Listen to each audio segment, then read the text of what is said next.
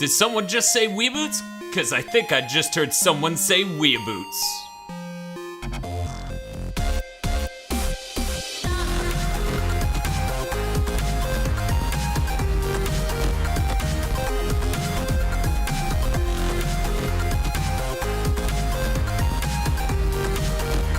Hey, and welcome to episode 2 of WeeaBoots. Today we're covering Master of Mosquiton and Narima Daikon Brothers.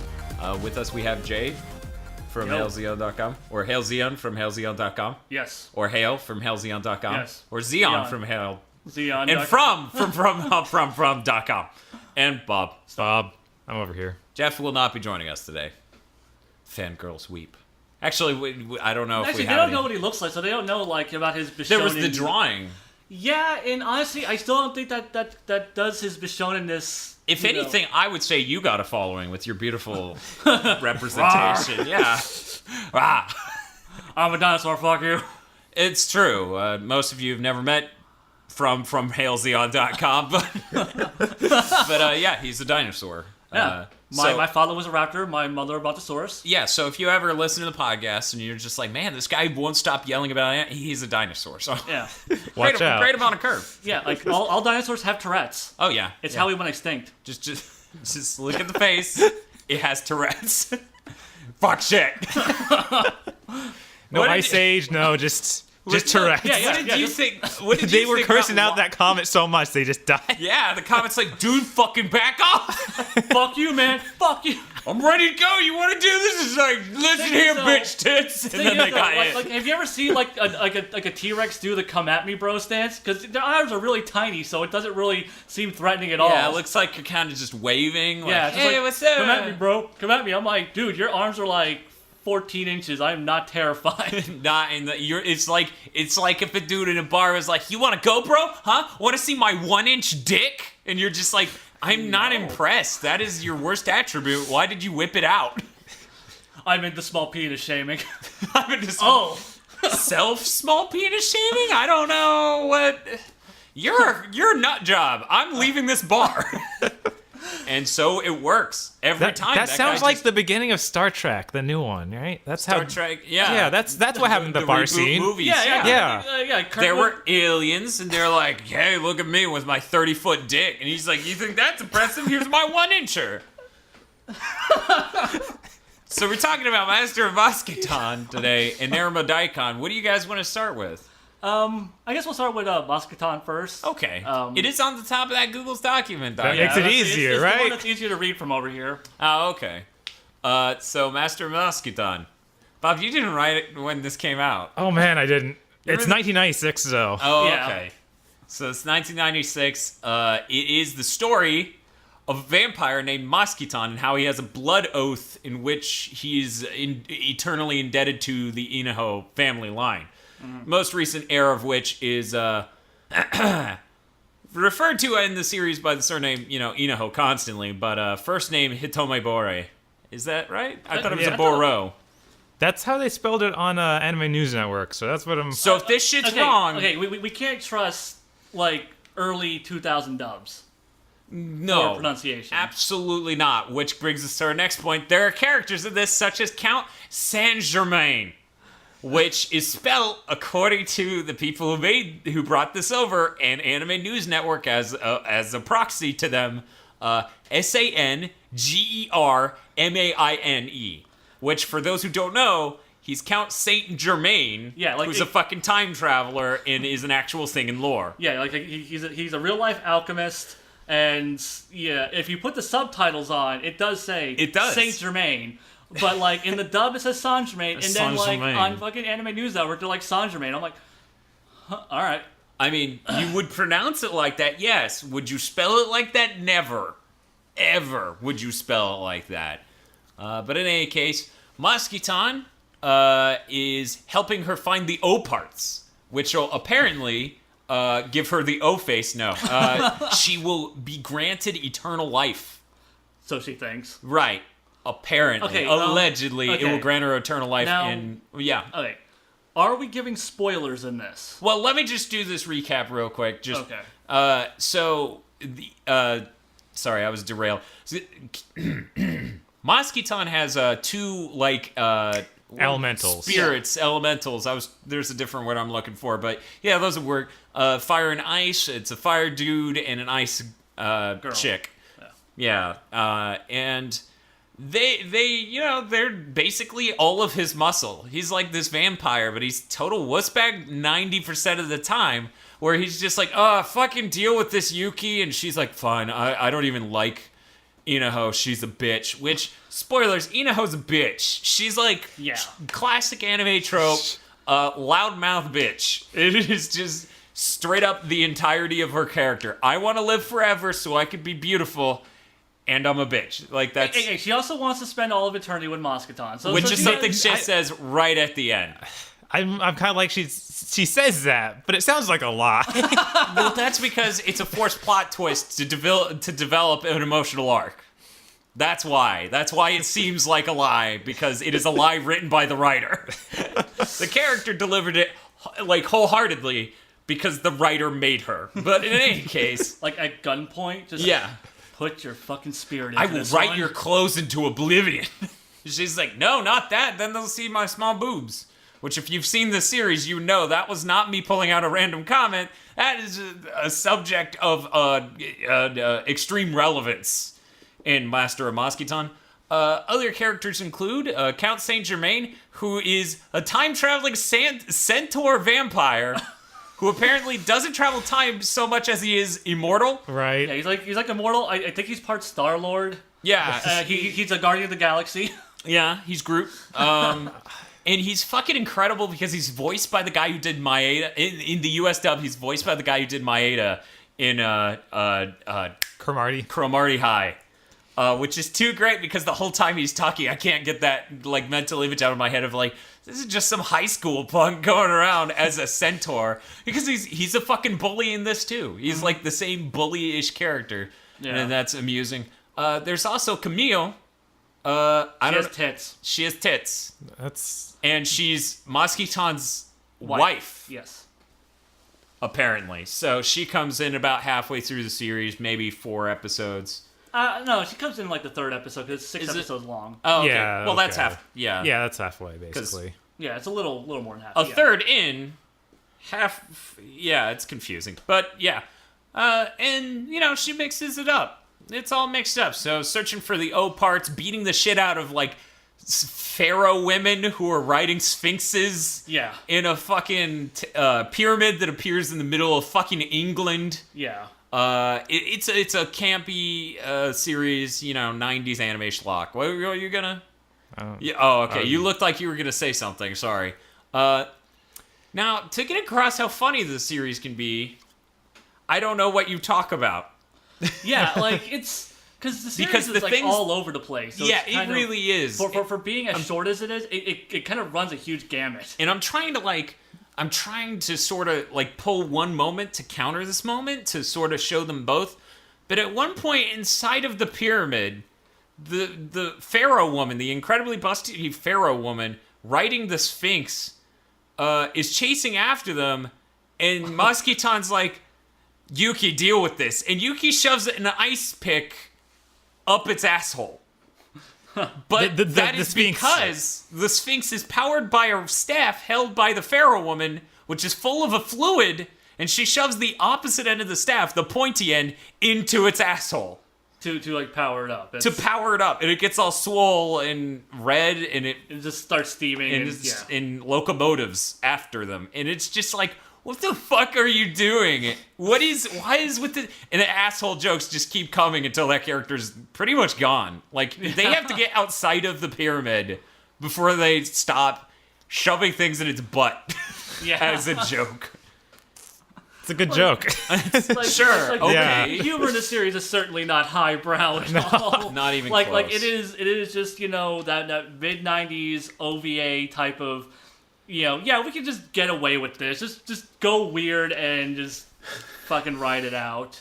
This is straight to DVD, folks. It doesn't have to be classy. Yeah, because this DVD existed in '96. It totally did. Bob would know he's Count Saint Germain. Whatever. Now that I have my $12 million DVD player.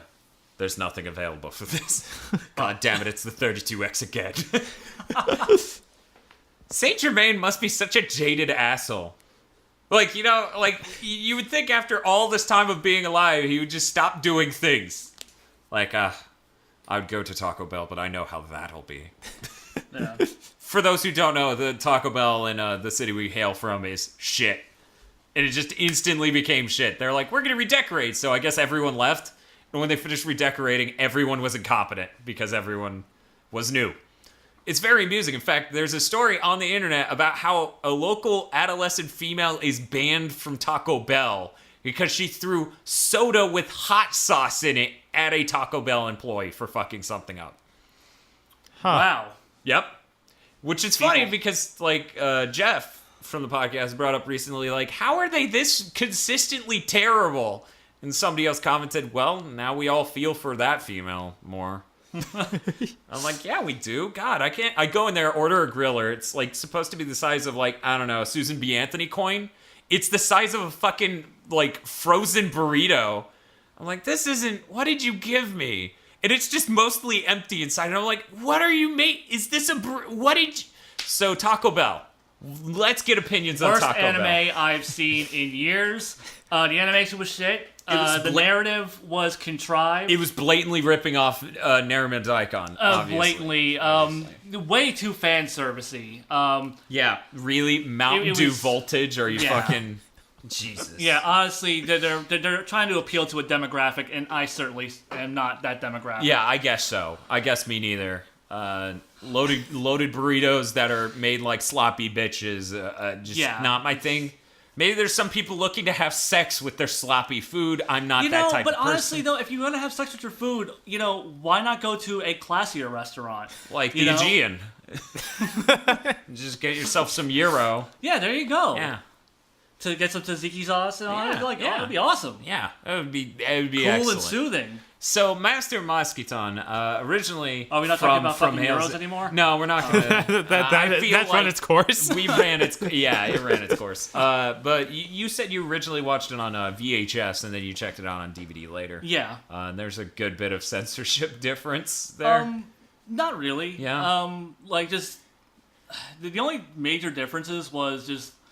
what was it? Obviously the VHS was dub only, and the quality was worse, and like things like Japanese text, obviously like all that stuff written over, and you can't. Yeah. But yeah, it's just that's really all that was changed in that. Okay. So Bob, what did you think of Master and Mosquiton? It's a really typical anime. I don't know. It's okay. The main character is awful. Like, Inaho is one of the worst main characters I've ever seen. Yeah, Inaho's terrible. Yeah, she is, I feel that she is there to generate sympathy for Mosquiton. You're just but Mosquiton, for no reason, loves her. It's really weird. And then he's, married to this Camille person, and she seems okay. Right? It's just insane. Okay, so, because my reaction, when we were all watching it together... my reaction to the series was more lukewarm than it was the last time I'd watched it, because I did a review a few years back. So, I had to pay closer attention to it. And I was like, oh, man, I really remember liking this a lot more. So I go back to my old review, and there's a line in that kind of sums up my opinion of Inaho and Camille, which is, if I were Mosquiton, I would have dropped that ball breaker and gone with, fun bags a long time ago. Right, because, of course... As is the case, Camille is a vampiress, and she has giant boobs. She just does giant boobs, and Inaho does not. Because Inaho's what, 17? Yeah. Yeah. By the end, he makes a big point of liking all the members of that family when they're 17. It seems. There is a scene where they show one of her ancestors, and they're clearly drawn the same age. But at the same time, the series didn't really differentiate in how she looks between the time jump it even made itself with Inaho. Yeah, 15 and 17 look identical. Yeah, 15 and 17 look identical. Yeah, the only difference is she cuts her hair between those 2 points. Uh-huh, yeah, so it's not very good at portraying age, but either way, the ancestor looks exactly like Inaho at 15 and 17, so that doesn't... Master of pedophile. Hey, a femophile. Oh, okay. Yeah, she's a teenager. Oh. That's okay. In Japan. In Japan. Even though they're in Hong Kong. Or no, Singapore. I'm sure it would be okay in America, too. How old's Mosquiton? 24? It's still good. 2,400, something like that. Something like that. You just divide for vampire years. Vampire years are shorter than people years, so there you go. There you go. Yeah. So, yeah, it is the very definition of pulp anime. Like, it is just like, here's this very typical... Like, it is... Like, we brought up Slayers a good bit, because it's like, it's the screaming main female character, the somewhat calm, like, male... sidekick / main character. Yeah. And the two side characters that are, part of the main cast. Yeah, and it's just wrapped around this whole, like, here's this occultist thing, like, weird plot about, like, conspiracies and pyramids and Star Lords. Yeah. Like, because the series just, like I said, it kind of just goes off and does its own thing. Like, there's so many elements to it, you can't even really focus on the story, because, even though it's only 6 episodes, like, they keep the story really vague up until the very end. Yeah. And then, like, each episode does its own completely different, unique thing until, like, it kind of all ties together at the end. You're like, oh, okay, like, I see how, like, all these events led up to this, but they're so, like, the things that led up are so minute. Yeah, the actions of the main character is always, like, this is forefront what the audience needs to be aware of and what the entirety of the plot is until that last episode. She's after the O-Parts to live forever, etc., etc. And it's really only in the last, like, episode that they just completely drop everything and they're like, here's the plot of this universe. And it's just like, wow, all of this now. Yeah, it info dumps hard. And it's just, it does it in the worst way. It's just like this old man slowly talking through all of it. Yeah, he's just like, and by the end of it, we're not even sure exactly what he's talking about. Because it's like, wait, so is he the good guy? I don't know. So you're a Star Lord, right? Right? Okay, well, you just died, so I think you were a bad guy. Yeah. I think that's... we finally get, like, the big reveal of, like, the bad guy, and just...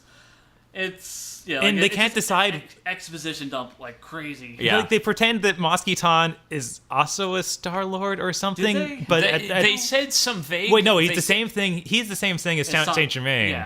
Yeah. Which is weird because they clearly state that Mosquiton is just like he's like 1/4 vampire. Right. Which actually makes him a Dhampir. Yeah, which makes him a Dhampir, but they don't. And I mean, this thing does not care about vampire lore. Yeah, like, he's standing in the middle of broad daylight, he's in water, and those things don't matter at all. The only thing that really seems to affect him is just getting staked in the chest. Which really affects him. So I don't know why the vampires, when they have this vampire duel, don't stake each other immediately. Yeah. Also, things like crosses, don't mean jack shit, because, Inaho puts up a cross to Camille, and she just... laughs her ass off. She just doesn't she telepathically just explode the cross? Yeah, I think she looked at it and it exploded. Yeah. Like via some sort of telekinesis. Mm-hmm.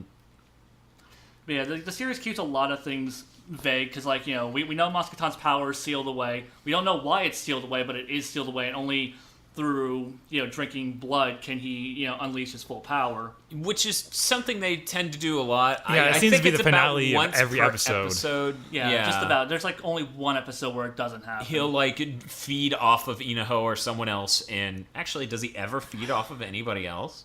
I think it's just Inaho. Okay, so there may be a link there. So, he feeds off of Inaho, and then his eyes turn completely red and start, leaking blood out of them. And he becomes insanely badass man who's like...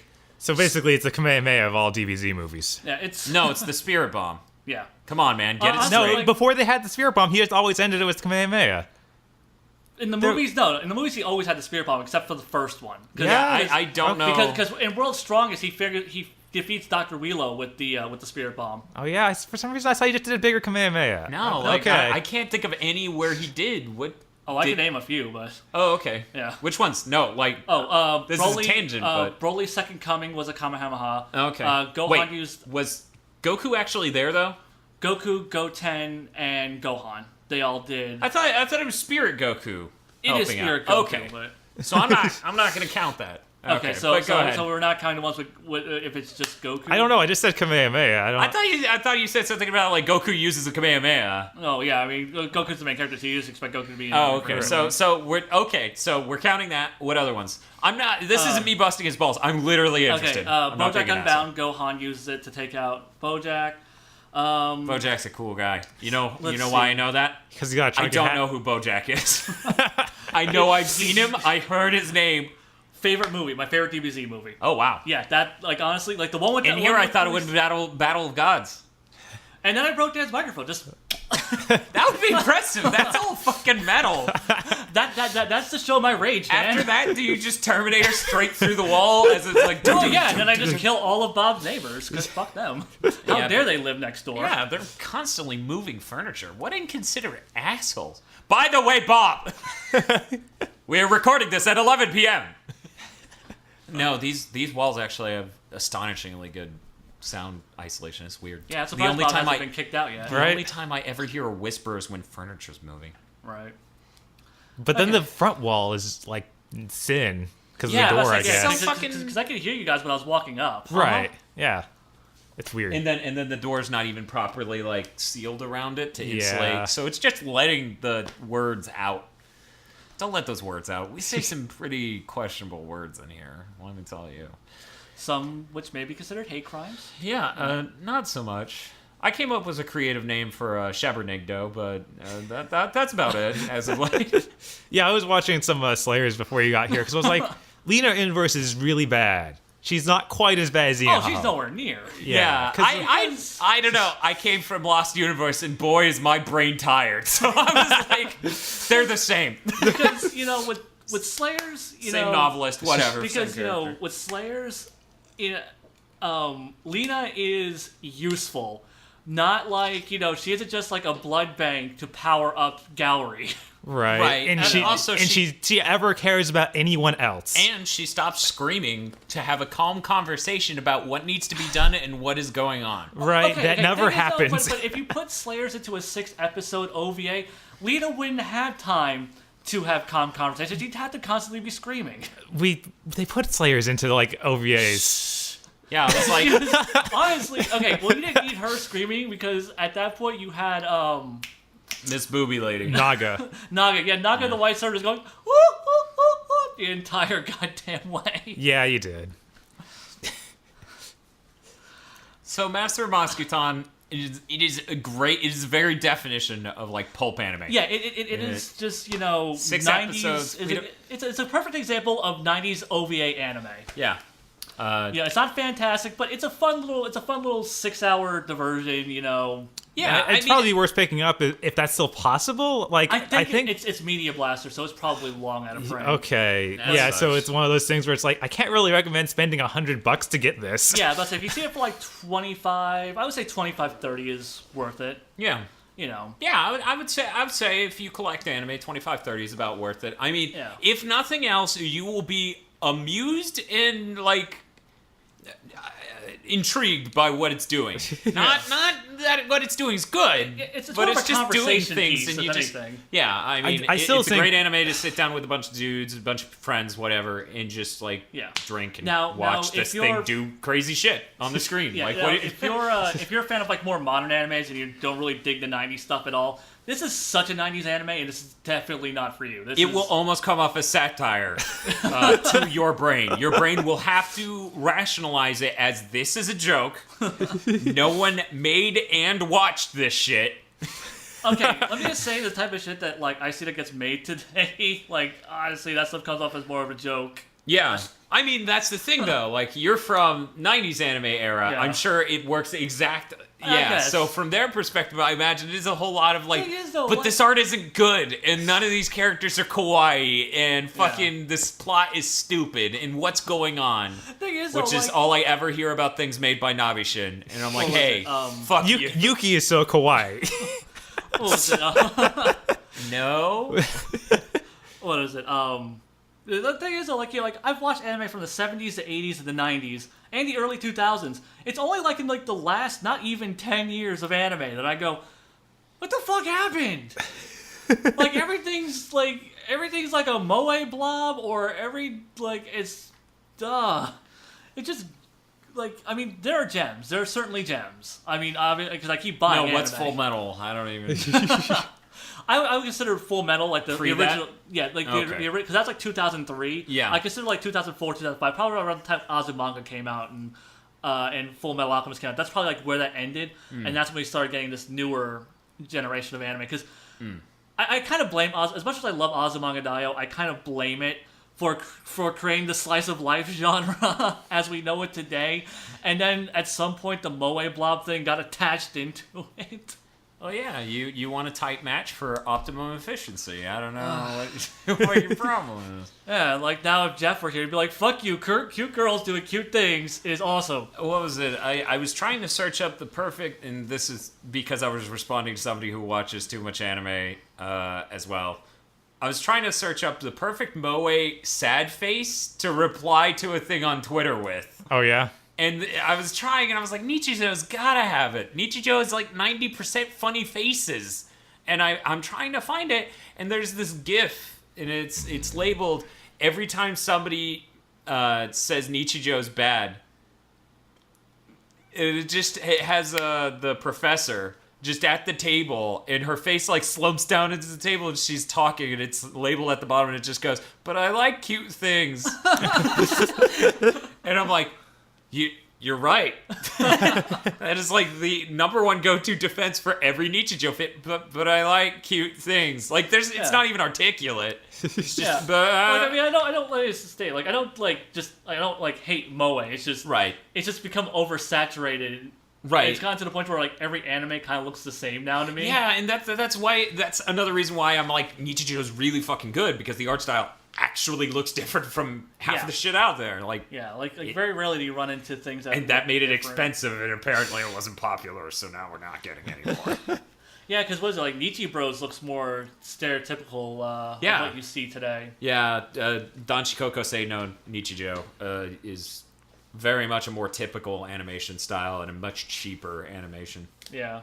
Because I really like the way Nichijou looked. Yeah. Yeah, the Kyoto animation always really does well. Of course it's Kyoto. Yeah, of course Of course it is. Speaking of Kyoto animation, have you heard about the disappearance of Yuki Nagato series? No, I haven't. I haven't watched Haruhi since the first season. I haven't caught up on that at all. Oh, I guess we're doing the next retro pack. Yeah. But Cromartie. Yeah. Yeah. We have a DVD copy of Cromartie. It is our fucking. We have to do it. It's our responsibility. It's moral responsibility at this point. I mean, considering like this generation probably doesn't know what the hell Cromartie is. No way. I'm kind of like, Cromartie is basically the same genre, just it's with a bunch of guys in high school doing nothing. That's the problem, though. It's a bunch of guys in high school that are like burly and look like they stepped out of fucking Hokuto no Ken. Right. And, there are no cute girls. There's no kind of bouncy atmosphere. It's all kind of just crazy, weird shit. I would actually say tone-wise, like, Nichijou and Cromartie are straight up the same fucking thing. Like, it's just you have a slight slant towards females in one and a slight slant towards males in the other.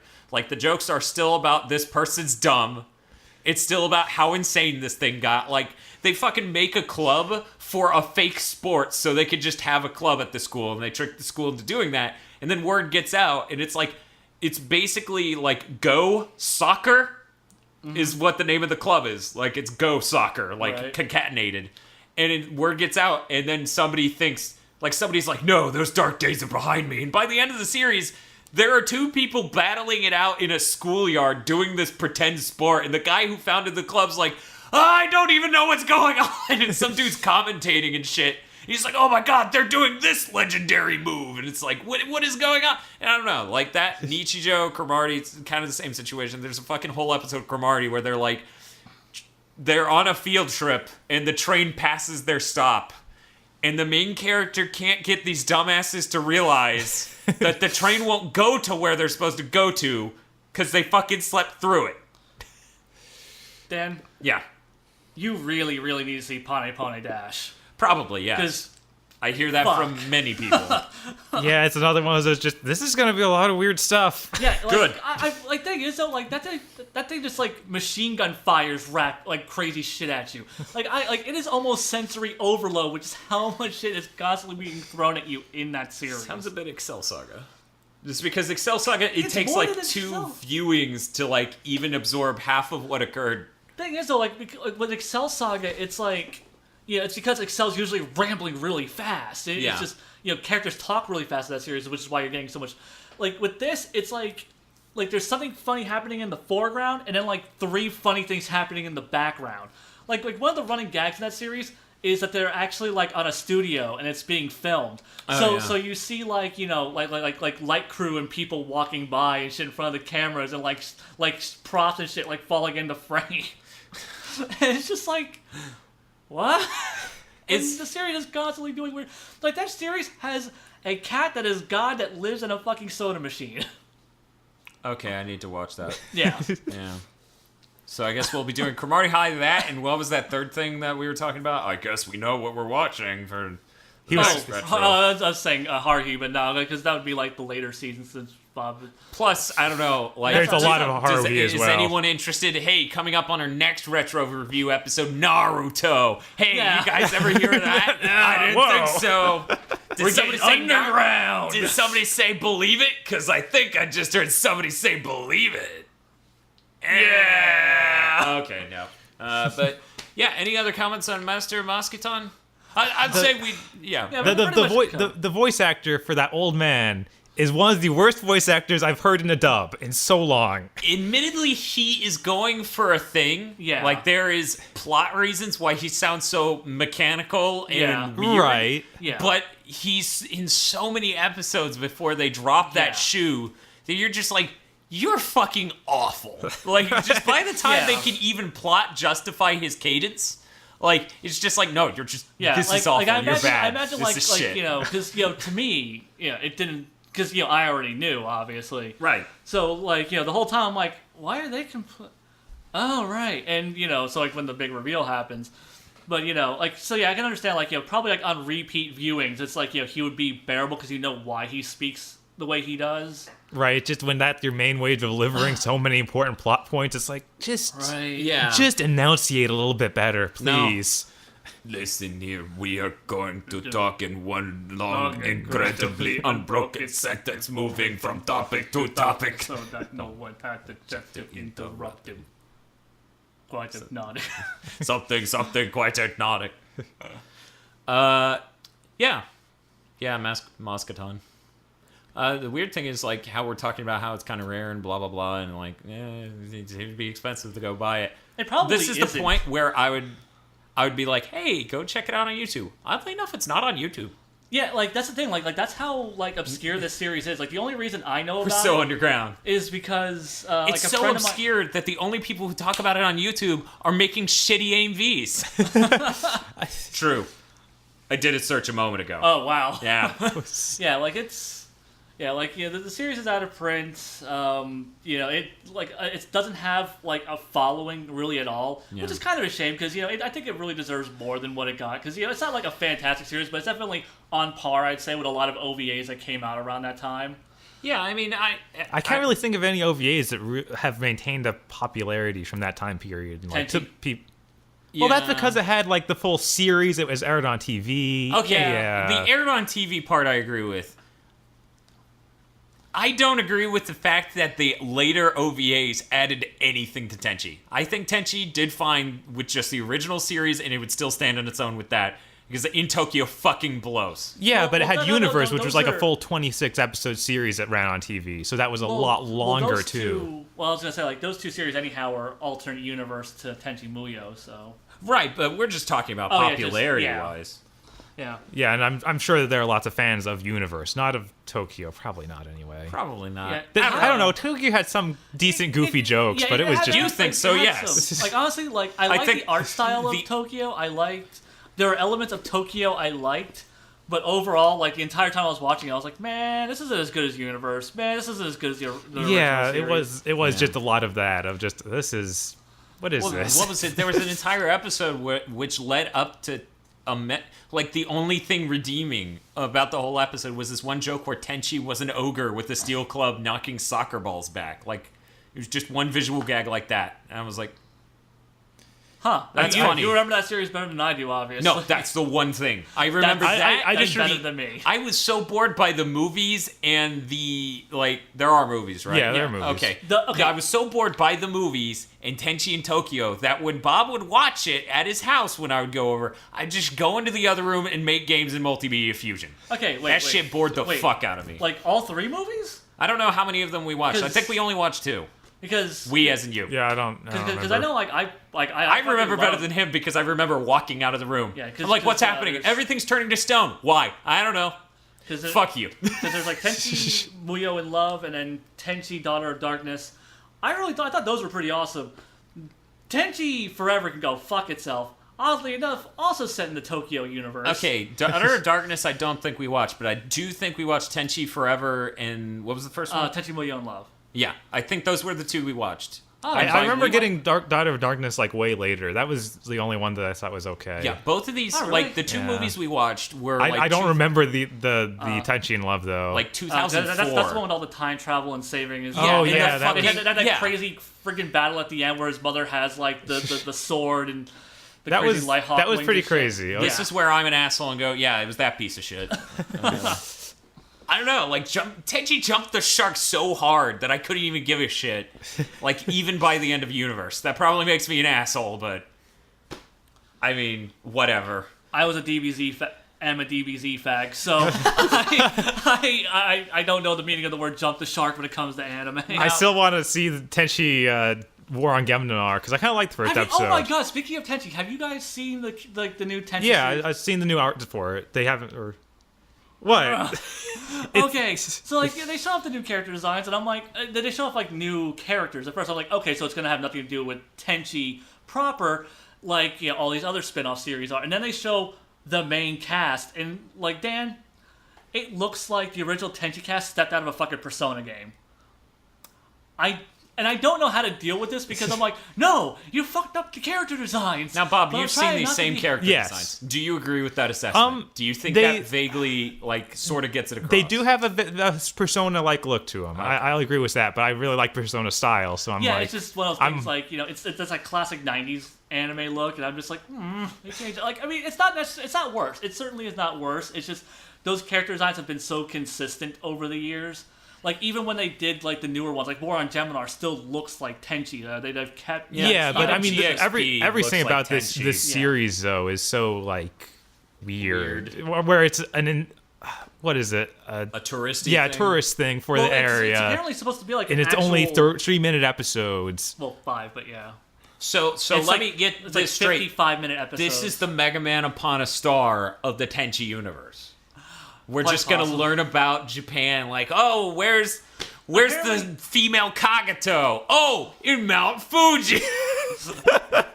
By the way, if you don't know what Mega Man Upon a Star is, go to GigaBoots, go search like our videos and look for Mega Man Upon a Star review. That shit is fucking bonkers. That shit doesn't make a single ounce of goddamn sense. It's great. Because talking about Mosquiton, I'm like, I should advertise my review for Mosquiton. No, I shouldn't. I hate old reviews. Yeah. I go back to my old reviews and I'm like, God, these are shit. The weird thing is, Mega Man Upon a Star, I love. That was a really good review. There are only like 2 jokes in it I dislike. Right. And they're kind of shortish. Right. But a lot of my old game reviews, like not Gran Turismo, but a little bit hardcore. What was it? There's one of them where I make a joke that Daigo's so cool, like something rape. And I'm just like, I'm okay with using the word rape, but that wasn't funny. It wasn't funnier because of that word. So past me, you kind of fucking lazied it up there. Like, what was it? The other day I was trying to record a bumper for one of the reviews and I said retarded because it was all ad-lib and I was just like, you're fucking retarded and shit. Good job, Dan. You used the word retard on the internet. You're a real funny guy. I like your videos because you use the word retard on the internet.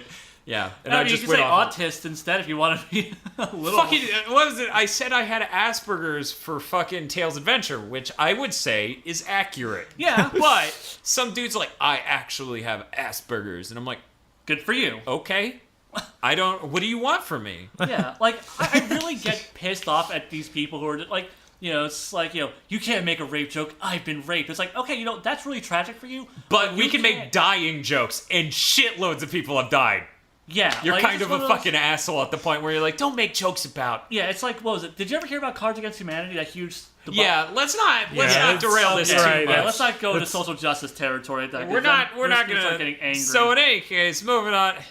I wonder how many. Okay, I'm not gonna say I 100% agree with this term and how it portrays people, but I'm just gonna note we're reviewing anime. How many SJWs do you think are listening? Say what? How many SJWs do you think are listening to an anime review podcast? Just out of, isn't that a funny thought of just some person being like, I am okay with anime and the countless things it does, like boob jiggling and gays are funny, but I'm listening to your podcast and you said the word retard, and that is unacceptable. Even though you just talked about a series that itself says the word retard and things like that. It's just so funny to think someone out there, and I'm sure it is. But in any case, let's go ahead and move on to Narima Daikon. Unless you have anything else to say about Mosquiton. No, I think we summed everything up. Yeah. You want to take a break first? Yeah, sure. Okay. We'll take a short break. Still don't have break music. Do do do do do do do do do.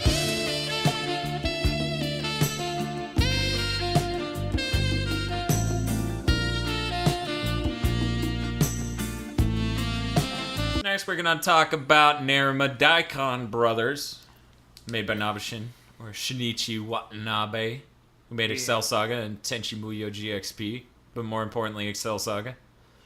And Puni Puni Poemi. Apparently. Oh, fuck, I forgot about that one. I bought that recently. Oh, yeah? Cool. Yeah. Cool? Yeah. Huh. I mean, it's fucking Puni Puni Poemi. I mean. So, it was animated by Studio Hibari. Studio Hibari apparently animates garbage. Yeah, they've animated so many things. I tried to find anything that did they some even of us might Excel appear. Saga? No. Yeah. No. Wow. Yeah, because that was everything. That was JC Saf. Everything Nabishin does is animated like trash. Yes. Actually, I haven't seen Tenchi Muyo GXP. Yeah, I haven't either. I've seen it. It's animated better than these two. Yeah, I'd imagine. Okay, that's a good start. But yeah, because, let's say, like, the examples Bob has pulled up for us is Duel Masters and Venus vs. Virus. Two series that I've seen almost in their entirety. And, goddamn, those are horrible examples, Bob. Those were the gold. That was the cream of this crop. So, okay, Narima Daikon Brothers. So, in the center of Narima, in the middle of a civilized city, there's just a plot of land that's a fucking farm that's growing daikon. But it also has this slipshod fucking band stage on it with, wooden floor and a fucking shed housing for the back and top. And the three characters who self-identify as the Narima Daikon Brothers, the two males and the one female, live there. And their dream is to one day have a fucking stadium dome on that plot of land, which physically doesn't make a whole lot of sense because the stadium dome would have to be way larger than that plot of land, but we'll ignore that for now. And this anime is actually a comedy musical. So I want to get this point across because it is so important in understanding Narima Daikon Brothers. They made an anime comedy that's a musical, which is its own, holy shit, and it's a TV series, holy shit, and they had to translate it. Yeah. So this is an amazing job on the dub here. Yeah, I believe ADV. Yeah, ADV. ADV brought it over. Way back when.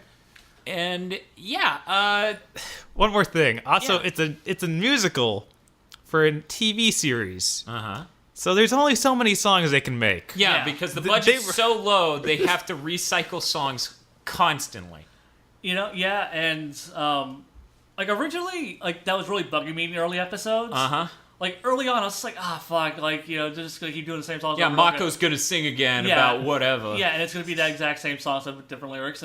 But after a while, I want to say around episode 6 or so, by that point, I was like, oh, they're going to do this song now. I come full circle, and I was appreciating them, and I was like, it was just kind of like waiting for that particular. It's like waiting for the transformation sequence, like in a magical girl anime or something. You're waiting for that scene, the special attack. Yeah, it's 12 episodes, right? Yeah. Yes. Okay, and that's sort of how that arc goes when watching Narima.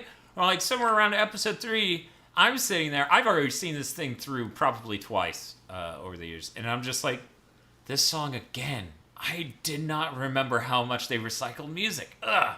And then somewhere by episode 8, it's like, it's okay. I'm numb now. Now I could just enjoy the humor of them twisting the song or doing whatever. But real quick, let's cover the cast, and let's get a bit more into detail. So, we got our main character, Hideki. It seems to focus on him more than the other two. Yeah. Well, I would say him and Ichiro. So, Hideki is just fucking gruff southern dude who's got a sort of voice like this, and that's how he talks the whole series. Yeah.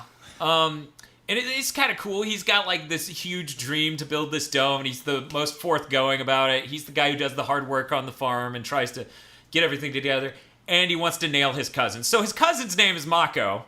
Yeah. And she is one of the Narima Daikon brothers. She has no interest in him, of course, and is southern trash. She is just white southern trash. They outright call her this. Yeah. It is no interpretation here. She just fucking is.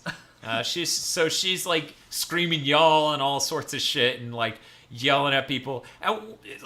She's very superficial, gets caught up in the I want to be famous because then I'll have money and then I can buy wine. And I need good quality wine. That is the core of her character. Yeah, I believe that the first 2 episodes were all about that. Yeah, and then she just really fucking wanted that wine. Yeah, she basically Dom Perignon, which she was calling something completely different. Yeah. Yeah, it's her whole character is always revolving around the very standardized. I want money, I want fame, I want riches, I want to live the good life. Yeah.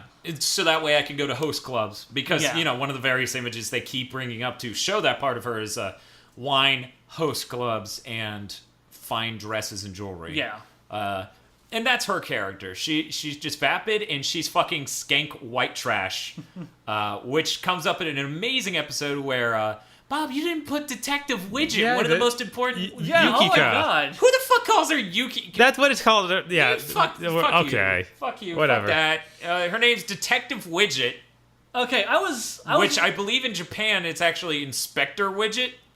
Yeah. Because it's supposed to be an Inspector Gadget joke. Right. Yeah. And, okay, yeah, because when I saw the Yukika in there, I'm like, Yukika? And I'm who like, the fuck is... right. Because, I remember them calling her Yukika, but, and I kept getting her name. I kept having trouble with her name. Is it Widget or Yuki? And because Widget is obviously not a Japanese name. Right. I don't remember who calls her Yukika. She gets called. Sometimes they refer to her as that. Yeah, like her higher ups call her that in. Yeah, in the corruption episode. Yeah. She comes in. She's somewhat she's 30 plus. She's 30 plus years old and a female. And a lot of the jokes are focused on how she's so old for an anime series where she's supposed to be sexy or something, and how the fuck is she getting this many lines? Constantly Mako will say, hey bitch, aren't you too old to have this many lines in this episode? And she's like, excuse me? And pulls out a whip out of nowhere.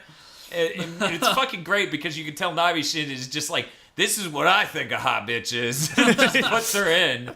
And she's wearing a sort of shortcut skirt that's not too short. Yeah. And has side openings. Yeah, the sides are side open. slits. Her shirt is just straight up fishnet from her for midriff. Oh, what's the term? I was going to say from her diaphragm down. Yeah. Well, I mean, I think it went up. Did it go up to her cleavage at all? No, I think she's got a full undershirt of that, she and has a full undershirt, and then she has her overcoat that she has buttoned over it. Yeah. So she's, as she says, a police babe, and she is trying to investigate the weird shenanigans that have been happening thanks to the Narima Daikon brothers. So she's constantly trying to bust their balls as they try to steal money. Yeah, which is the whole series. And real quick before we get into that, 2 more characters. We got Ichiro, who is a soft-spoken Bishonen guy who works at a host club, and he's also one of the brothers. Yeah, he's just tone deaf. He's the third brother, and he's he sort of sounds like this, and this is the way he talks the whole series. Slap. And he's amazing because he like barely expresses himself, and he doesn't really assert himself a whole lot either. Like he goes to host club, and then old hags have their way with him of like doing weird shit. One old hag was like a music producer who was just a gay dude. Yeah, I was saying, he was an old hag. He was just a dude trying to give him a hand job. Yeah, he just starts like fondling him under the table, and hot dog. Ichiro's like, no, stop, and the table's like rattling like it's about to explode. It was something. That was something. That's episode 1. Yeah, that's episode 1. They really like they throw it at you immediately. It was how he like sex jokes and other weird things he'll do. Yeah, here you go. Get ready for this. This is what this whole series will be. So if you like this, then you're good. And if it offended you deeply, you should probably stop. And one more character is, as he's credited in the series, Rental Guy. Nabishin. Who is blatantly Nabishin behind a fucking, like, stained glass, like, fucking, or, what do you call it? It's just regular, like, foggy glass. Yeah, he's just behind foggy glass, like, in a booth. There's that type of glass where it's, like... Frosted, yeah, okay. He's behind frosted glass, and there's a little outlet where he can, like, put his hand through, and that's it. And that's, like, you only ever see him through that. And even the one time they draw him outside of that, they shade his face as though he's still behind it. Yeah. Like, you're not going to recognize that he's Nabishin. He wears the same outfit he does in Excel Saga, and the same afro. And it's the same voice actor in the States and Japan, of course, because in Japan, that's the director, Shinichi Watanabe. And his role in the series is great, because every episode they've got to deal with this fucking fiasco, this fucking thing that has gone down. And they're like... just episode 1, they're walking along and they say, hey, wait a second. And it's like they see a sign, it's like, sing me a song and I'll lend you something or something like that. And they're like, okay. And then they do a musical number to sing to him, and he's like, here, try this. And somehow he fits a full rocket launcher underneath that his circle. They're just like, holy shit. What was it? I love, what was it? They had, that's like, okay, we need to see like how he's spinning these giant, and they stare at it, and he just puts it like okay, okay, Mako, this time we're going to keep an eye on that hole and see how he does it. And she's like, yeah, let's do it. And they just stare. And the scene holds for like a whole minute as they're just staring at nothing. And then his hand very slowly like, and then just drops a butt plug. And then goes, and it goes back in, and they're like, what the shit? Yeah, the series, I love that it makes fun of itself like that. It has a very good tone in that sense. Yeah. Yeah, the humor is definitely pretty pitch perfect in it. Yeah, I really like... Man, it's weird because I thought, like, I remember one musical number, I changed it to Japanese just to see how much it was changed. In that one musical number I did that for, and that was like on my first or second viewing, was actually pretty faithful. Like, it was a really faithful translation. Most of them aren't. Yeah, because I put the subtitles on, even though I was watching in English, I had the subtitles on for a few of the songs, and I was just like, yeah, and they are, like... They get the gist of it across. Yeah. But, like, the nuance of the thing and, the jokes they're making. The basic concept of what the song is supposed to be about, they'll get that. But, like, lyrically is just so far off. And usually it's usually a little more offensive and raunchier than the Japanese. Yeah. Which is A-okay with me, because it just adds to the humor that they're saying such weird, fucked up things. Right. This series, they will say any curse word. I was amazed. It's fucking great. They have an episode where there's corruption. Like, Widget fake leaks some information about a corrupt, like, deal between the Yakuza and the fucking police. Oh, God. And they bust into a vault, and it actually ends up being true. And having been caught in the act, the head of the gang and fucking police chief, they're like, we're lovers. And then they do a song about how gay they are for each other. And then once that ends... and shit starts going down, and then the Yakuza get pulled in, and the police force get pulled in, and they start fighting each other. The Yakuza head's like, what was it? That closet case called me a fag! Get him! It's just like the stupidest shit. And I was like, what the fuck? What the fuck, Narima? That's great. That's so hilariously, like, they were pretending to be gay, like... 3 minutes ago, and now they're just calling each other closet cases and fags, and just waging this war out in the public. The dub certainly pulls no punch with this series. Yeah, I love the fact the dub makes fun of itself, because there's like one of them, Nabishi, like just like, it was an okay song, and she was like, well, what do you expect? Like, we had to rhyme, like, this, like, beagle with, like, legal or something. Yeah. And it's like, fire the dub writers. Yeah, fucking, there's a joke very near the end where the Prime Minister shows up. And the Prime Minister, there's this song that's playing out of the thing he appears on. I don't want to give too many details because it's so out of nowhere. Yeah. But he just comes in on this thing, and it's playing out of these megaphones. This song that is the Prime Minister in Japanese singing, and he's just like, I'm the Prime Minister of Japan, I take your taxes and live pretty great. Because that's the only song that isn't translated. The funniest part is when he first shows up and he's like, yeah, that's me singing in Japanese. I can speak that. It's just like, what? What was it like? We forgot to mention most important character, Panda Daikon. Yeah, we fucked that up, Bob. Dropping the ball. Jeez. Your documents, they are not thorough. But there's this fucking panda that just keeps raiding this farm and also stealing money occasionally that has a fucking, like, the leafy part of a daikon coming out of its head. Yeah. And the coolest thing is that, like, it has the suit. It has the Blues Brothers sort of suit like the Narima Daikon Brothers do. And it has, like, the fucking shades. And all it ever says is, mew, mew. And it's, like, fucking adorable. Yeah, and Ichiro gets a boner because it's so fluffy.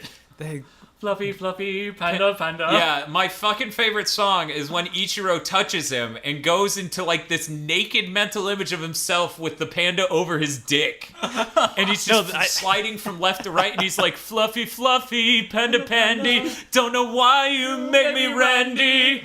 Yeah, it's a great song. It justifies so much. It's like, we're both mammals, and I'm like, whoa. Yeah. I need out of this. Yeah, this series will just go full on into panda lust. It's just like, so many people want to fuck this panda. Yeah, it's really just, it's Widget and Ichiro, and they're both like, oh, it's so soft. Like what's it like Hideki wants to fuck his cousin Mako. Mako wants to fuck her cousin Ichiro. Like, Ichiro wants to fuck a panda. And Widget also wants to fuck the panda. I think the panda may want to fuck Widget back. I'm not sure. Panda seemed kind of... Panda Daikon seemed a little, like, in between. And so you have all that, right? And the best contrast in the world is, like, he's like, I'm not just going to do it for one musical number. The rental guy on Navishin, he's like, I'm not just going to do it for one musical number. And Mako's like, okay, I'll strip. You're asking for it. And then Hideki's like, what do you want from us? And he's like, I don't know.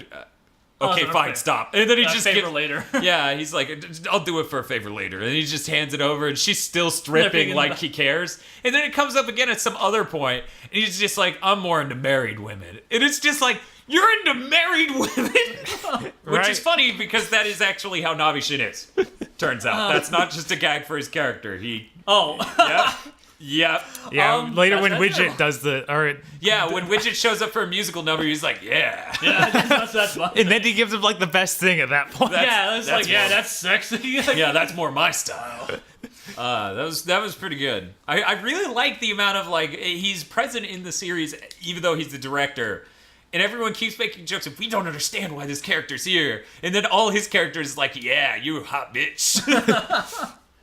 Which, she's a police babe, in her own words. Yeah.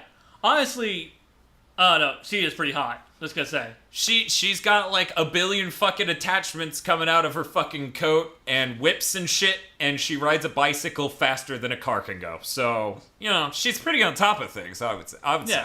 She's also, she can open her head, and there's always some random thing in it. She's way too Inspector Gadget sometimes. It's something. Yeah. Yeah, that's a serious, like, the fact that, like, the Japanese remember, because I don't think most of America remembers Inspector Gadget. Anyone younger than us remembers Inspector Gadget. Probably not. Because, like, their only favorite reference would probably be that movie, and the movie wasn't really popular enough to really have a following. No.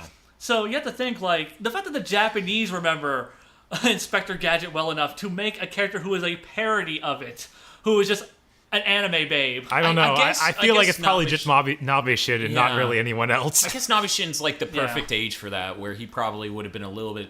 Like, he would have been the right age when it first aired. Because a lot of us just saw it, like, Cartoon Network. Yeah. Right, because that was reruns. That series is ridiculously old. Yeah. How old is... It's older than Thundercats. Shit, okay, then that's pretty sure older than me then. Yeah. Okay, because Because I never watched it on TV because I didn't watch it on Cartoon Network. I forgot what channel I watched on because I know like I'm because it used to air on something else as well. But I think most of the reason why I know it is because Cartoon Network did eventually just run it. Yeah, because I got like 3 years on you guys and. I'm trying to remember what channel that was. I think it was the same one that aired fucking Sailor Moon when that came out.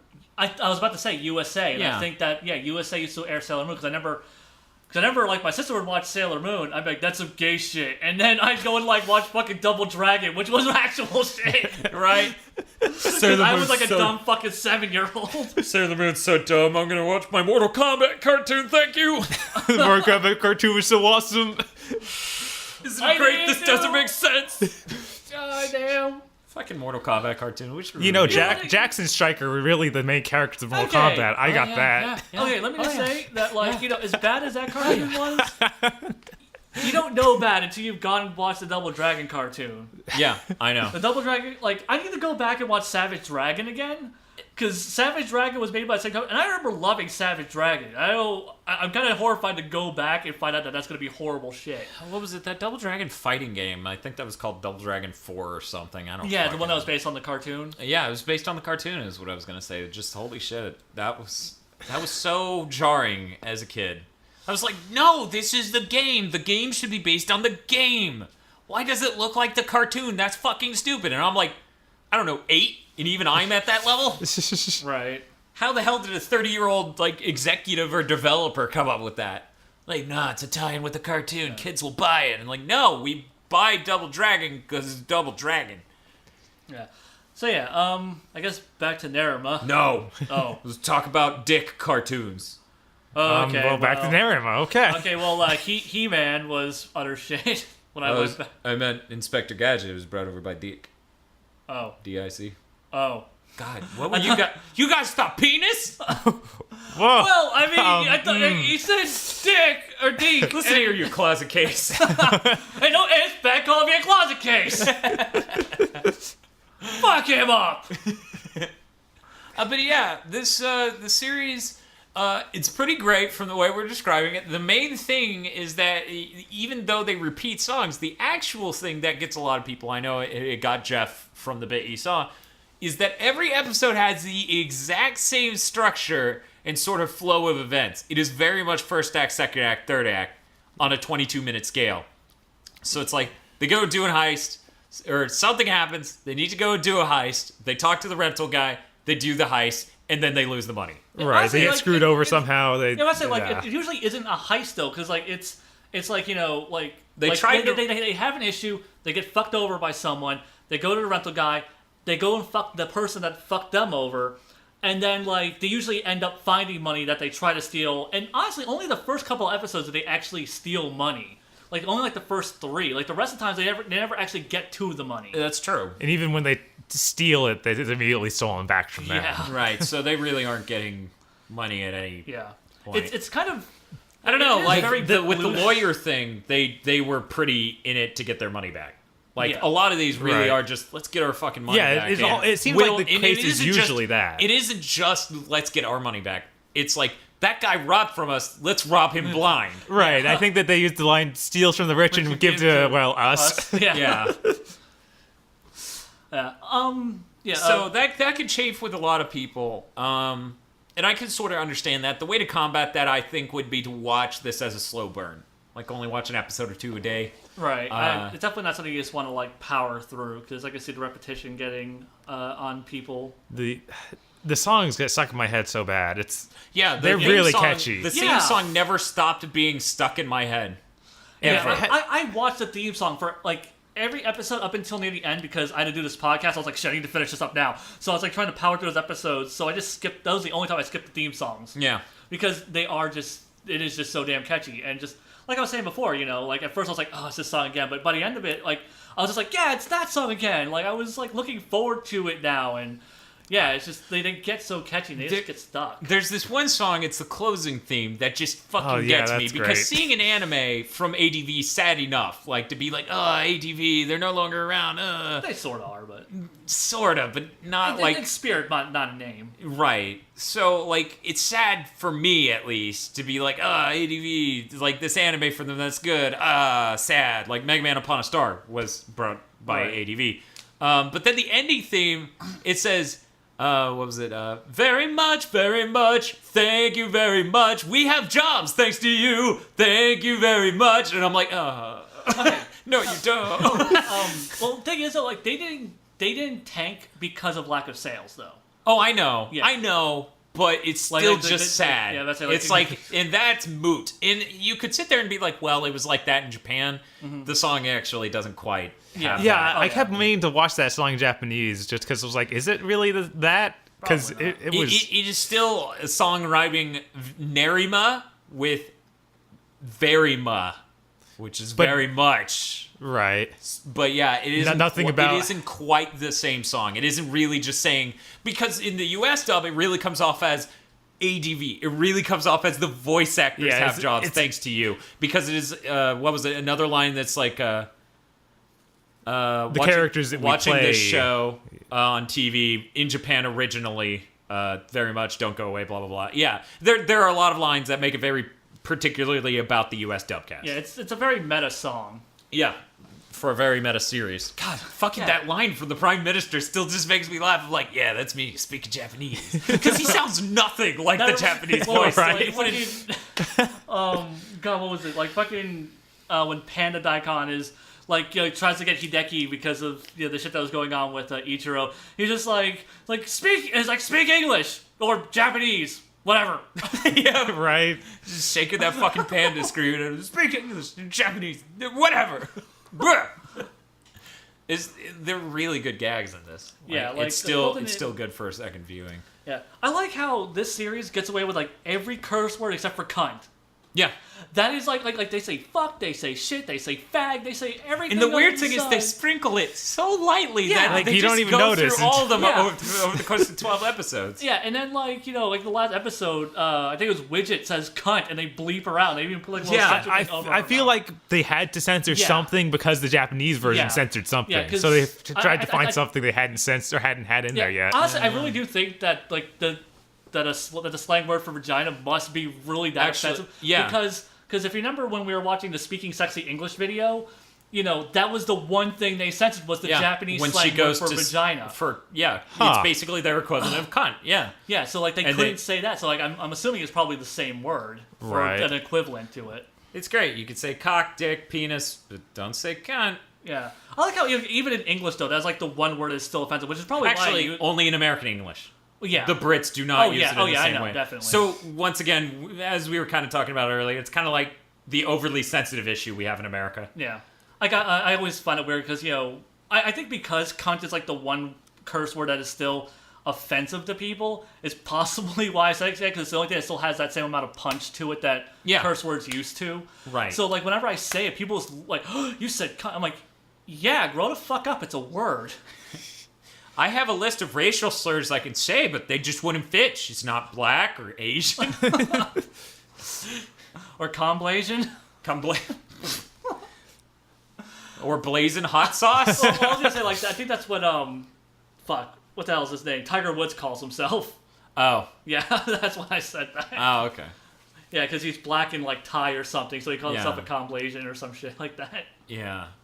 But what the fuck were we talking about? Cursing. Oh yeah, just I feel like we were headed towards something else. I was gonna say like Ichiro's got like the best F-bomb in anime I've heard since Sergeant Frog. Yeah, and that's in what, the last episode? Yes. The beginning of the last episode. Yeah. I don't want to. You don't want to spoil because that's too funny. Yeah, but like when it hits, like I said, like it has been my favorite F-bomb since that one in Sergeant Frog.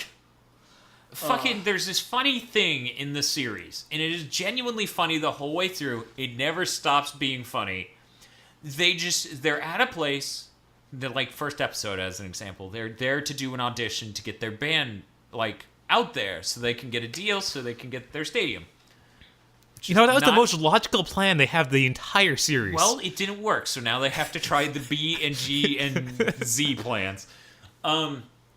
Involving the Z Warriors. But no, like, they get up there and they're like, it's a $40 fee or a $200 fee or something like that in order to audition. They're like, what? We don't have money. And then out of nowhere, this dude is just like a super close-up shot of his mouth yelling into Mike. This dude you never see outside of the shot.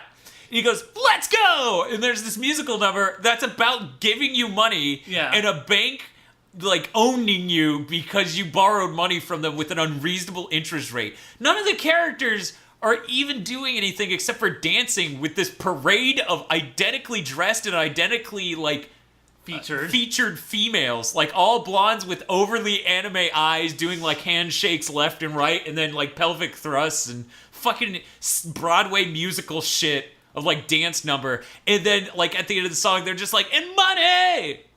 And then they just hold. And then they walk off. And then money like is just in the main character's hand and he stares at it. And it holds for like 5 whole seconds. And then they just walk away completely unenthused, completely like just out of it. And it's like 20 of them just walking away like, whatever. And it keeps happening. Like it's just like it's honestly like it's like one of my favorite parts of the episode. Like they're great. The best execution. I will spoil this. Sorry, it's like the 3rd episode, so whatever. They get in a taxi. They get to the other end, and they get out, and they're like, hey, bud, you gotta pay taxi fare. And then he's like, I don't have money. And then it just cuts off him saying money to go straight into that song. It's so good. Let's go! And I was just like, this is great. Yeah, that's, yeah, like I said, like, yeah, that's definitely a fantastic running gag. It's great. Also, I guess, worth mentioning is the English dub cast. We keep talking about the English dub because that's what we watch. And like the 3 main characters, like not only are they like still active in the industry, but they're all like pretty big names. Because like Hideki is Greg Ayers, Mako is Lucy Christian, and Ichiro is Chris Patton. Chris Patton.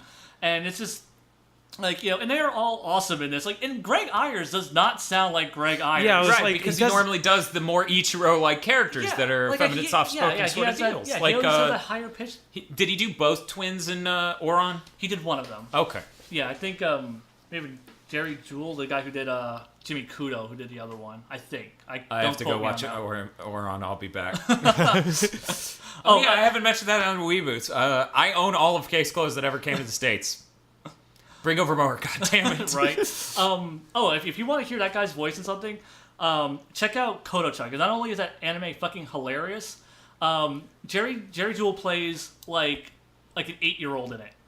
And like Trinity Agro's brother refers this character as kid with sexy man voice.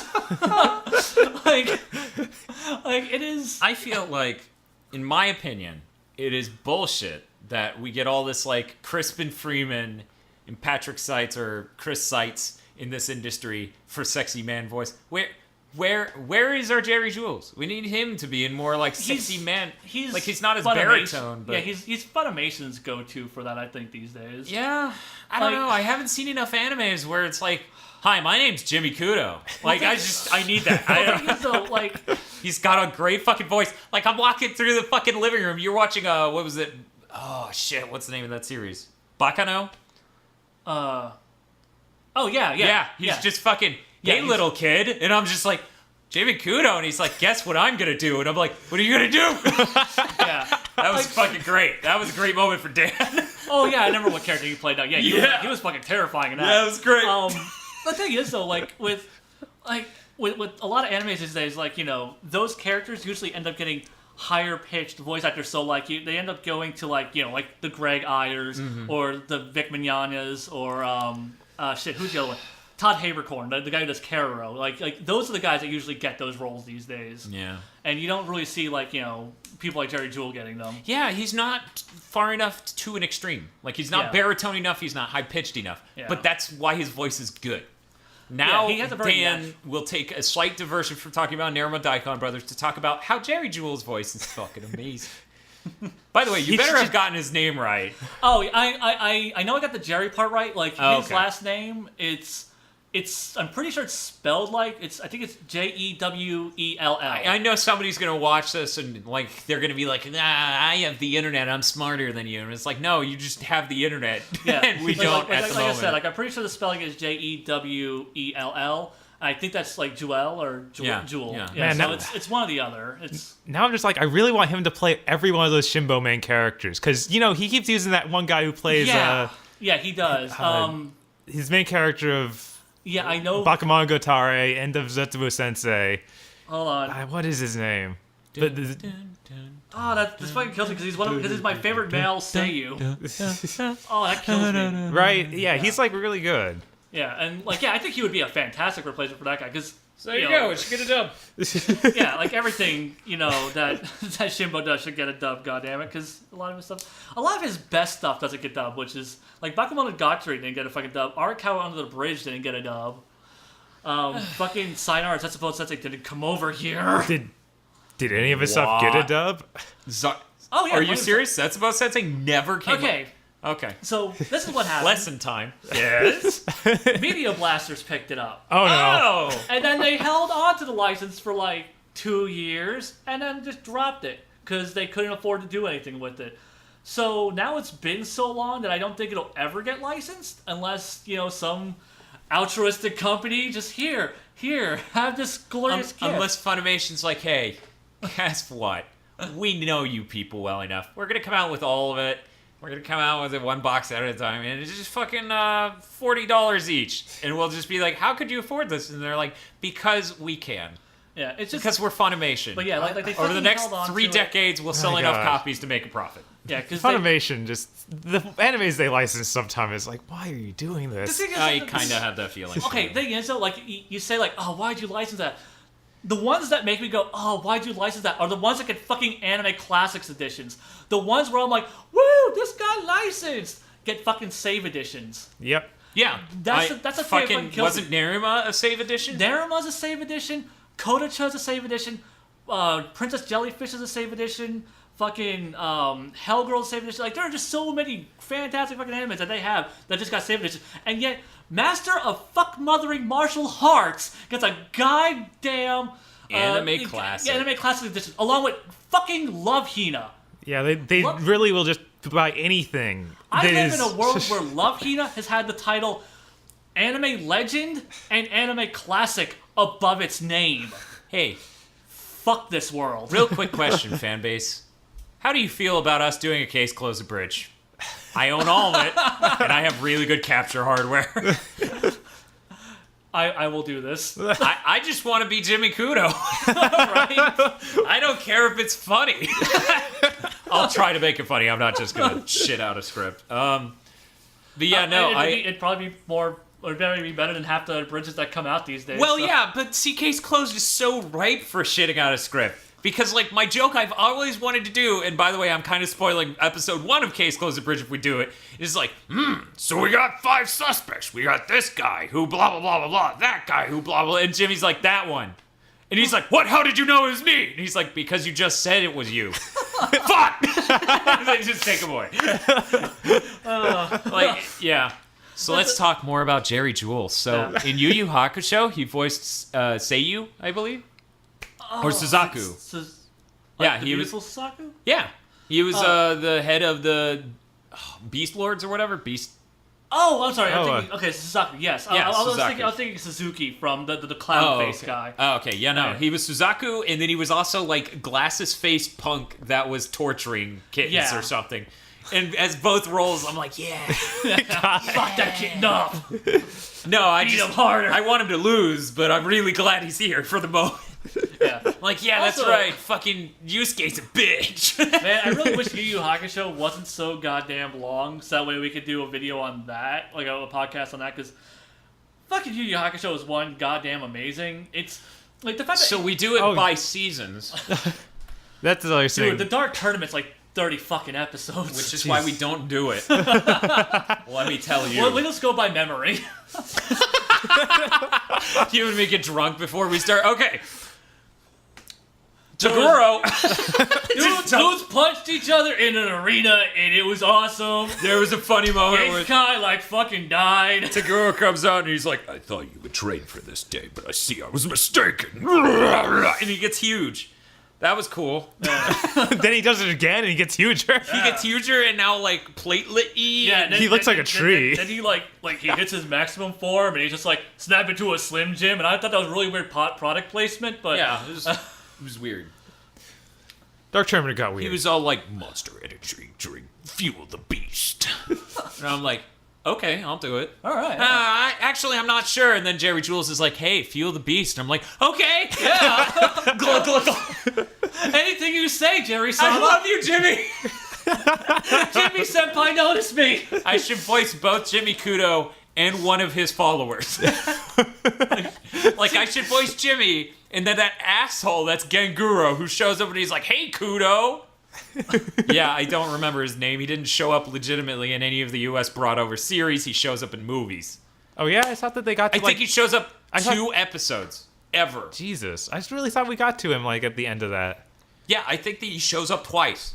He just shows up for this one murder mystery. He's one of Jimmy's schoolmates. I'm trying to remember Jimmy's... Shinichi. He's one of Shinichi's schoolmates. And fucking, like... He's tied to the police force. Like, he helps out the police force a lot. And he knows Jimmy... Conan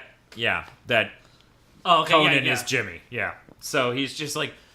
Hey, Kudo, what are you doing? And then Rachel's like, why do you keep calling him Kudo? And he's like, that's my nickname for Conan. It makes sense. And Rachel's like, I'm a dumb bitch. Fucking, I feel so bad for Rachel. But whatever. I think that something happens to her. At some point, they hit her with a hammer once in a while so that she forgets. They spray her with dumb. Right? Because it's like, no, you're smarter than this. We established that. Be smarter than this. Yeah, like, that's the one thing that really bugged me in that series, just how goddamn... Like, because, you know, they portray her as a very intelligent character, a very confident character.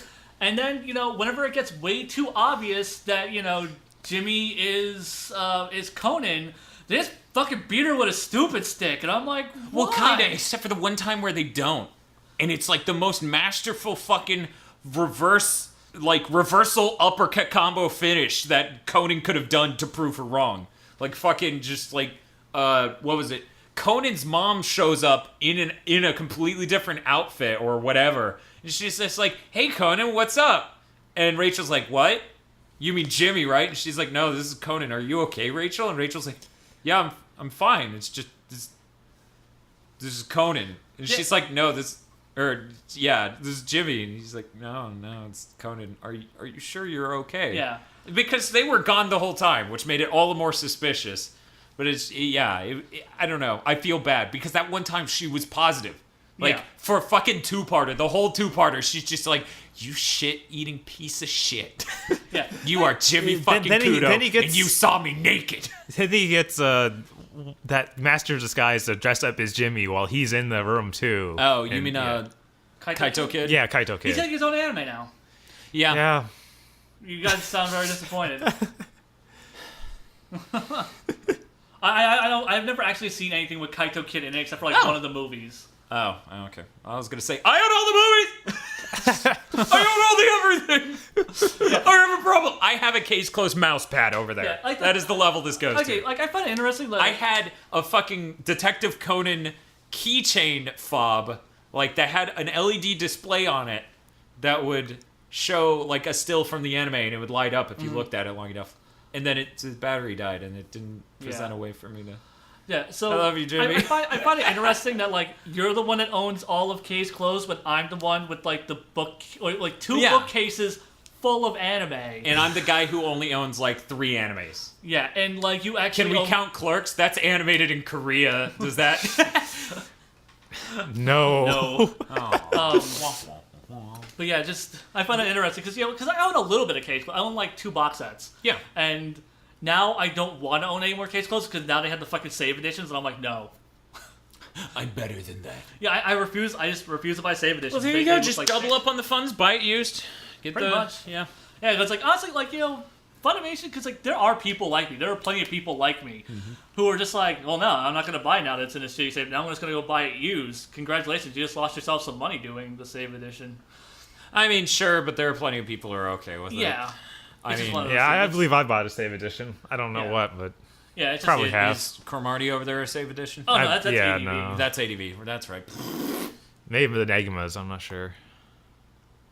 You own a Negima? The exclamation point question mark one. You bought that before I did. And mine was in the save edition. All right. Because you bought like the half. Oh, wait, what if Bob Count Saint Germain? Then he could have bought it in the future and brought it to the past. Wait, no, he was just really old. Oh, that's right, and a horse.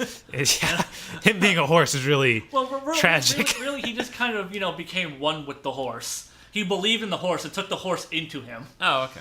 In a non-sexual fashion. So like Jesus. Yes. Horse Jesus. Yes. Have you ever tried to crucify a horse? It is really difficult. Yeah. You're basically just nailing a cross on top of a horse and then shooting it in the head. Yeah, because also, their legs don't really part properly to pin it to the cross. Right. So it goes one way, and it just looks weird. And also, it looks like it's waving. It's just fucking, oh great, now we got a horse waving sign. Like, people are coming into our town like, hey, welcome. I'm Horse Jesus. And you can't really put it through its palms because it doesn't have palms, so you put it through the hooves, but it doesn't feel it because, hooves are just like a big block of wood attached to its fucking foot, so it doesn't feel that. Right. So it's like no point in hanging it at that point. Exactly. What a bummer. Horses should suffer more when we fucking crucify them. This is just a true fact, objectively speaking.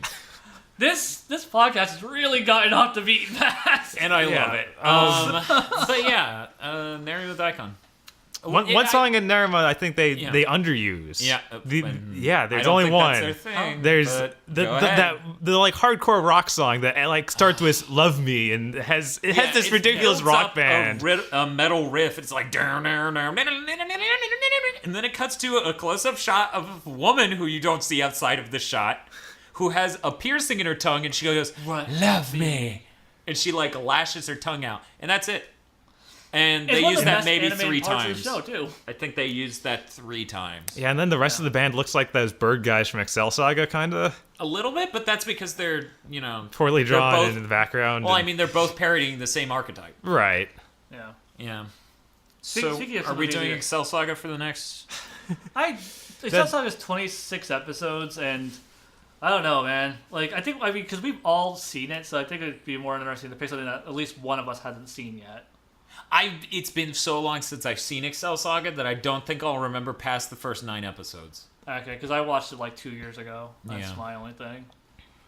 Shit, I've owned that shit since 2004. But yeah, it would be kind of interesting to find something else really random. Yeah, because I kind of like doing this. This is, I definitely I'm not going to say I liked doing the other podcast when we were watching 3 shitty to mediocre animes. Yeah, it's kind of great because the highest praise I could give was a 7 to I know I didn't throw out numbers. I feel like we should do that in the future of quantifying it, just make that a more instantly apparent thing to people. Okay. I would probably give Nozaki-kun a 7, maybe 7.5, and everything else falls under that. See, for me, it would have been I would have given a Kami ga Kill a 3. Nozaki-kun a 5, and Blue Spring Ride a 7. But now, those numbers have completely switched since then. It's because I would say Nozaki-kun is now up to a 7, and Blue Spring Ride and Kami ga Kill are sitting around a 5. So Blue Spring Ride actually got worse for me, and then the other 2 got better, but for completely different reasons. Right. And I'd say that I probably would rate Nozaki-kun higher. I really like that sort of stuff. What would you give it? Probably back then, probably an 8. I think it's gotten even better. So. Oh, okay. Yeah, it did actually improve past us recording that podcast. Yeah, it really did. And honestly, I guess to be fair, I would probably give it an 8, 8.5 at this point because the last few episodes I really have enjoyed. I was surprised, and I'm realizing one of the things that that's kind of hurting the show for me is, and it's probably going to seem like heresy to say this, but the fact that it's subbed, because I feel like comedy works better when it's timed, and whenever you're reading a joke, it doesn't have the proper timing that a joke would if it's just spoken. For me, and I'm not saying I'm a better than you, that's your own thing, right? So nothing I say is going to change that. But for me, the tone of the way they speak it in Japanese, and I've watched enough anime, heard enough Japanese to really get tone, understand that and know which parts of the sentence are what. Even if I don't know the individual words, sentence structure well enough to be oh, okay. Oh yeah, you can hear the tone and inflection of what they're trying to convey. Nanigate ningen dakara. Hey, there we go. We should do Yakitate Japan for the next stretch. Oh my god, that's another one that's 100 episodes. Okay, 69 and... Oh, speaking of 69. Whoa, hey. Not on the podcast. Not on the podcast. It's relevant to the show. What? Okay, so Widget keeps saying that she is a 69th degree black belt in like karate or whatever. In the sub, she's an 88th degree. Oh my god, so in really? English dub, they straight up switched it to just be a fucking 69 joke in the English dub. And that's some of the shit They I'm never talking even about. thought about that. Yeah, like, cause it's one of those things that, like, if you're not listening, it'll completely... Because, like, the first 2 times you said it, I'm like, is that supposed to be a... And I switched it, and when I had it on the subs one time, I read it, it said 88th degree. I'm like, son of a bitch. So I'm not going to say which villain this happens with, right? Okay. Because I don't want to spoil it. But there's a point, and you guys may know what I'm talking about, there's a point where a villain is just won over by singing or whatever. And they're like, I guess then, what was it? Oh, wow, they can sing. That's pretty cool. Oh, Elvis has left the building. And then they just go away. In Japanese, he's like, we don't really have a counter to that. So, withdraw! And then his minions yell, withdraw, and they leave. Yeah. And it's just like, why did they add Elvis? I mean...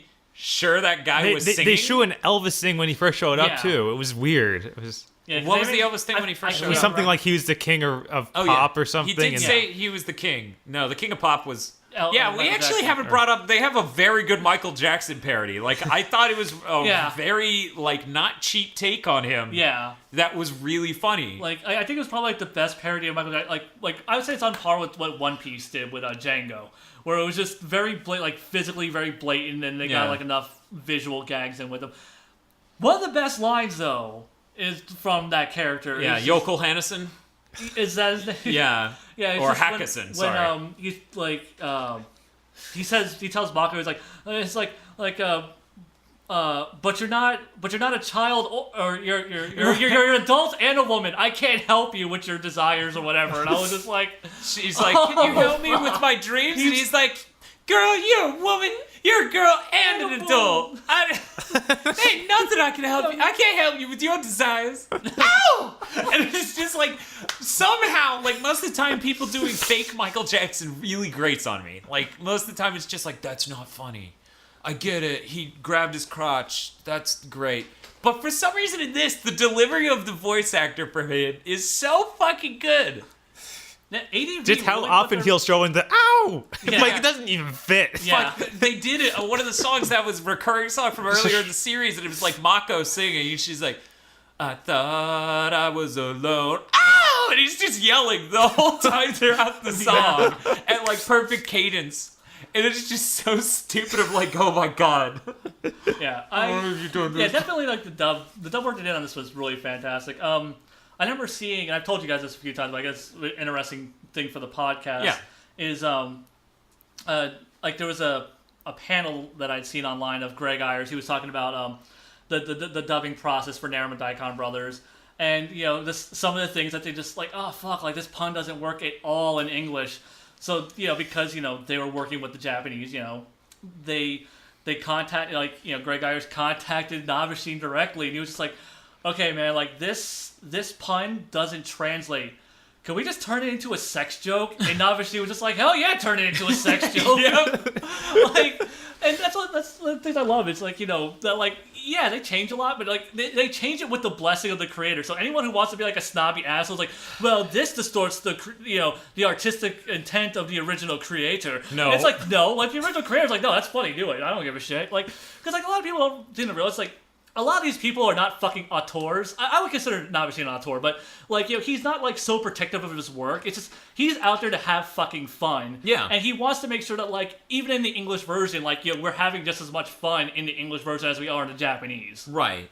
And that's actually something that's a really interesting anecdote, because a lot of the time these people don't have access to the original people who made these works, especially in video games. They don't have any access to the people who wrote this shit, so they can't ask them certain questions about their work. Right. So it's like, how dare you not interpret this in the same way I do? The original creator meant my way. And it's like, look, dude, no one knows because we can't get a hold of that guy. Oh, I like, love... it would cost us too much money to ask him a question. Right. I love, like, when it's, like, when they do have, like, the connections, because, like, these days, like, especially, like, a lot of bigger animes, the cast, Ouran High School Host Club, the Japanese had a lot of control over it. Like they picked most of the cast for the English dub, and they had very specific rules about like how to pronounce all the names. Like they had to do multiple takes to make sure like Vic said Haruhi, like he rolled the R every time, because if he didn't, he'd have to retake it.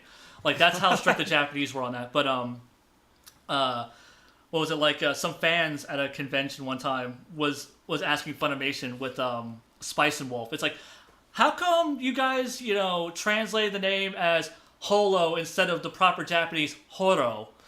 And I hate anybody. Yeah. No, guys. His name is Raito. Yeah, and the thing is though, it's not Kilala. It's not Kilala. It's Kirara. Dude, it's Kalilin.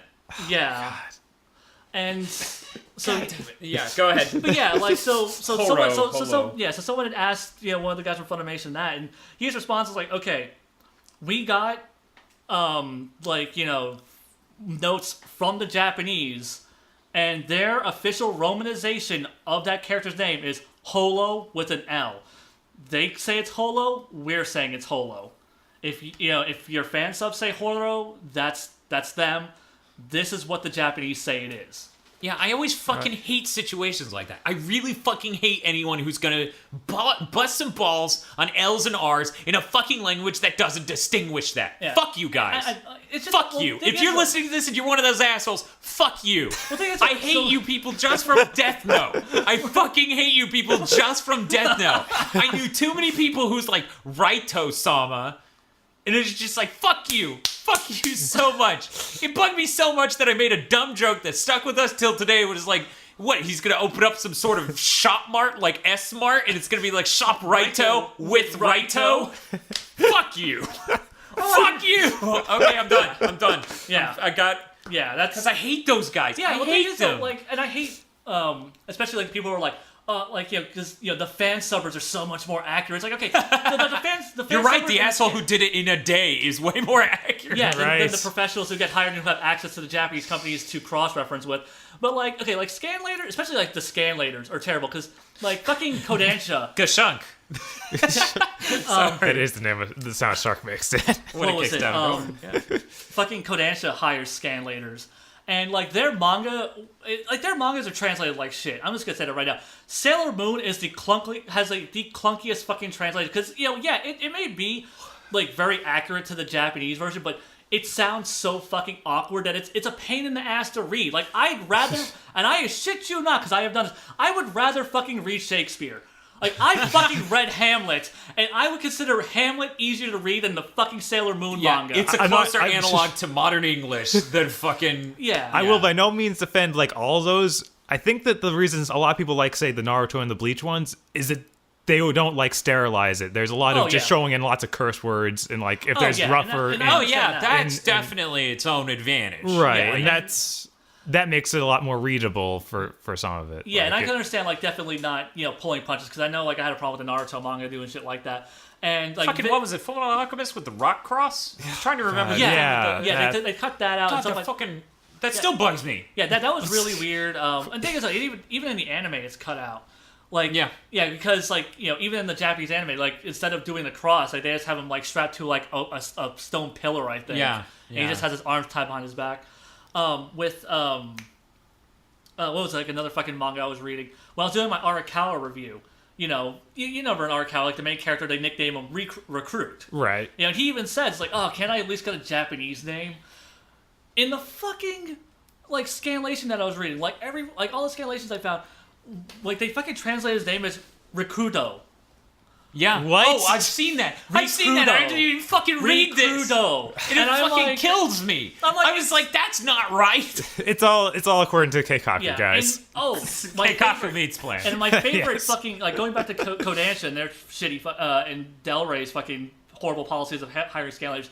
I don't know if you read far enough in the Zetsubo Sensei manga to see this shit, but, like, they changed translators. So, like, first off, Zetsubo Sensei's... Or Toshiki Sensei's catchphrase was no longer Zetsubo I'm in despair. Yeah, it was no longer I'm in despair, Blake is left me in despair. It's like, like it was just some other random shit. Like it kind of conveyed the same thing, but it wasn't like it wasn't catchphraseable like despair it was has grasped me. It's like some shitty and then like it wasn't even like super stiff Yeah, it wasn't. Yeah, it wasn't even like one of the sentences would say despair, and then it's like, it was left me unhappy or something. Yeah, and it's it's not even it's not even catchphraseable anymore at that point. And then just oh my god, the horrible romanizations. Like I had to look up the fucking translation because I'm like, what the fuck is a Gion? Gion. Oh, Gion. Okay, can you tell me what that word is? No. Okay. No, you can't. I go and I look in the back of the translation notes. The villain faction from Mobile Suit Gundam. The Gion Federation. What? Zeon. Coming from Mr. Hail Zeon, I'm pretty fucking pissed. As he should be. Vegeta. Ba-Jita. B-E-J-I-T-A. Yep, Vegeta. And it had a note. It was a character from Dragon Ball Z, and I was just like, are you the fact that you and that's the problem. These fucking scanlators are such fucking weeaboos that they can't even get that type of fucking romanization. Because I'm sorry, I don't even care if that is a more proper romanization of his name. No, it fucking isn't for Vegeta because it's vegetable. Yeah, in fact, because you lose the pun at that point. His name is a pun, and once you do that, you lose the pun, and it's a pun on an American word too. Some of this might have been done to prevent any sort of licensing issue. No, because but it's only started at that point. Yeah, because when they had the previous translator, because they've never had that issue before, because you're allowed to name drop stuff like that because it's a joke, it's a pun, right? It's fair use. Mm-hmm. Sometimes I see them just instead of doing that, they'll have ZE, then a tiny bleep in it, and then end. Yeah, and it wasn't even that though. It was just because once you change it to that degree, you lose the joke. Like the fact that I had, like I said earlier, I'm a DBZ fag, and I had to go look up the friggin' translation notes in the back of the book to get these references, and I'm like, I shouldn't have to do that for anime that I'm very familiar with that they're making jokes of. Yeah, I mean. For me, I actually read some fucking weeaboos, some plot summary of later parts of DBZ before it came out on the States. So I had to get used to all sorts of shit. Bidiru, Vegeta, Videl. Oh, yeah. Because I was sitting there trying to figure it out. I'm like, Bidiru. Oh, right, Bidel, because... And honestly, that is how the Japanese, whenever they hold up signs with Videl's name on it, does say Bidel, but, that is just the Japanese fucking up because her name is, Devil. It's Devil. Videl. Yeah, an anagram for Devil. Yeah. Yep. So you lose that pun there immediately. Uh-huh. Yeah, just tons of stuff like that I had to get used to. Saiyajin. Let me just say, every person who uses the term Saiyajin should be bitch slapped on the spot. I want to punch in the mouth. Every time. Man, let's just make a shit list video, why don't we? I just really worry that Jeff is at home so angry, motherfuckers. But yeah, the fucking Saiyajin. I'm gonna avenge Raito and go Super Saiyajin. Yeah, let me say, I fucking the thing that pisses me off so bad about that is okay, if you're going to fucking say Saiyajin, then your faggoty fucking ass better say Namek Gene as well and Earth Gene at that point. Yeah, you better fucking own it because if you slip. Yeah, because at that point, you always have to call him Son Goku. Yeah, yeah. Well, or just Son Wukong. Yeah, I don't even care about that part. It's just the fucking Saiyajin part because because really, I mean, it's Saiyan. Saiyan should be the proper Westernization of that. That's the proper translation of that. So to say SSJ or whatever, no, just say SS. Why are you even putting the extra letter there? I'm just used to it because I'm used to it. Yeah, I understand at that point. that. I can understand with the acronym, but people who say Saiyajin are fucking assholes. I'm just gonna go ahead and say that. We really do need to make a WeeaBoots top 5 assholes who watch anime. Yeah, it's Dan, that's a great list. I am doing a series called Dragon Ball Dissection where I am watching it in Japanese using all the proper Japanese names in these videos. And even I'm not doing shit like that because I'm doing proper Westernizations of their names, or as close to, because some of the puns don't really translate over. Right. As close as I can get to them. Right. Okay. So hey guys, if you have any suggestions for who should be in the top 5 assholes who watch anime list, leave it in the comments below. I feel like if you listen to this podcast to this point, you probably have some good things. Top 5 spurglers in anime. Go. fucking not top 5 lists, just assholes. Assholes at cons, assholes on forums. Yeah, if you've been to a convention or a forum, you know who these people are. You know someone you want to punch. For me, it's anyone who said Raito.